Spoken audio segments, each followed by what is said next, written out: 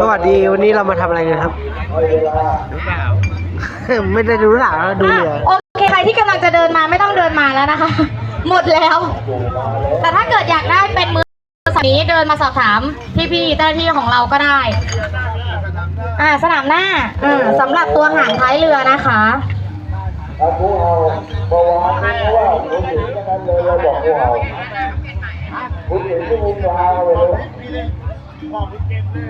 อ้าวหาตาเหรอหาตาจะยิงแอคไหนยิงแอคเดียว